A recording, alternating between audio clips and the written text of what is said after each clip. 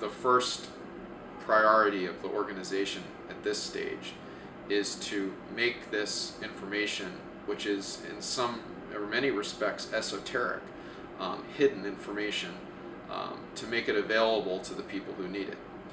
We're doing that by creating educational materials such as this film and such as the materials on the website. We decided that when we started the organization, one of the things that we would try to provide patients is access to information so that if their doctor doesn't know, they know. One of the things we'd like to do is help veterans and their families become better educated consumers of their medical care. Service members and veterans are often faced with challenging, stressful, and demanding situations during the post-deployment phase. Many questions about post-deployment healthcare delivery and services may come up, such as, what are the rights of service members in the military healthcare system, or MHS? In addition to the right to receive safe and quality care, all beneficiaries of the systems have the right to be treated with respect and dignity.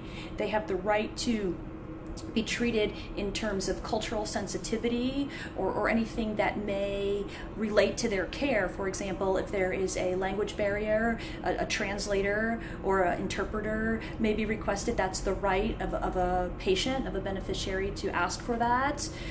Additionally, rights involve self-advocacy in terms of communicating with the provider, asking for a second opinion if the person's not satisfied, if their needs are not being met, to make that known and to ask for a referral or some sort of specialty care or participation in some sort of specialty care program.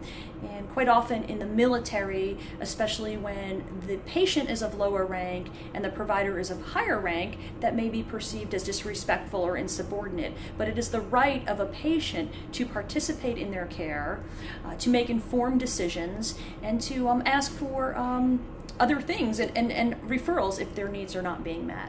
Another topic for service members is, what healthcare assessments should service members receive immediately following deployment? The PDHA and the PDHRA are important documents to fill out.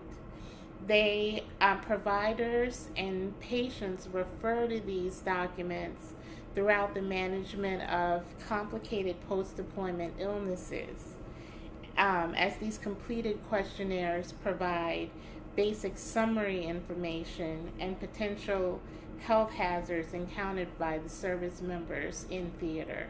Yeah, even though I just talked about it, I do want to stress the importance of taking these questionnaires, because they really do provide a means of information to providers and patients, because they can look at this assessment and see, they provide service-specific examples of things that actually can happen to you, and doctors can actively use that to help make a diagnosis in your case. So it's very important to fill those out. I know, many people just say, oh, I have to, just fill it out so I can get my papers and be discharged. But it's more than that, because, even if you feel fine now, in, 3 to 6 months, you may not feel so well. And then there's the post-deployment reassessment that's there for that. But, if in the meantime, you do fill them out to the best of your ability, that's very, very important. Service members often wonder if there are guidelines for providing health care for post-deployment health issues. This clinical practice guideline that is just linked to on our site, look at it. This is double-sided. No, this one's single-sided. But this is a lot of information. Not every doctor is going to be able to sit down and read this. But, if I'm sick, I want to have this. And so what we're hoping is we'll provide a tool for the veteran or his spouse or his mother or her sister or her brother who is not sick can go onto a website and say, wait a minute, there's something here. We need to know this. So it's a bottoms-up kind of an information sharing. You who are most interested in making sure that the person who's sick gets the best possible treatment, we want to give you the equipment, the information you need to advocate for yourself, for your brother, or for your son, your sister, your mother, your father. That's the idea. There's an information overload in this country and probably in this society general in the world. And this is a piece of information that doctors should have at their side whenever they're dealing with someone who has been deployed in order to give them adequate care. Possibly what they're suffering from has nothing to do with deployment, but it's possible it does. Doctors, I think, are trying their best to provide care.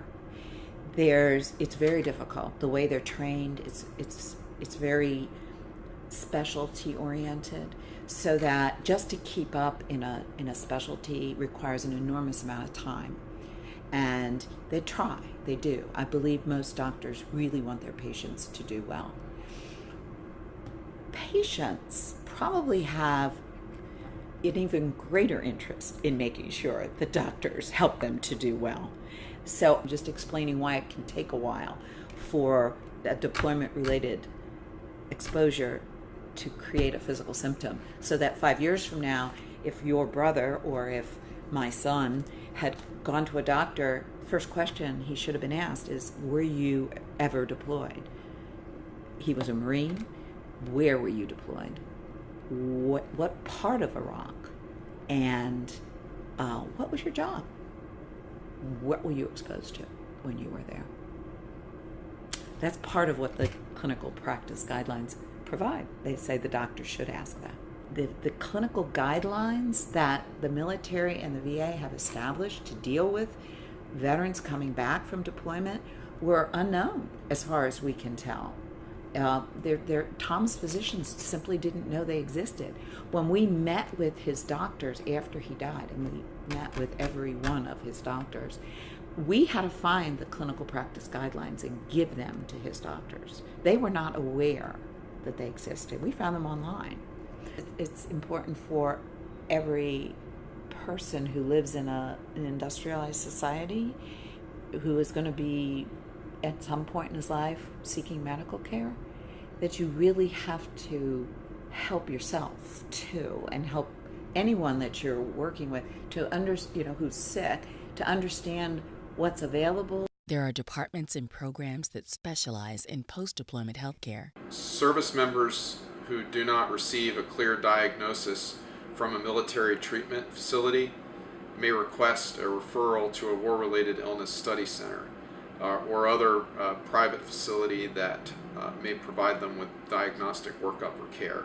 This information that there are war-related illness study centers, that there are doctors at the Deployment Health Clinical Center working on deployment health issues, this information is hope.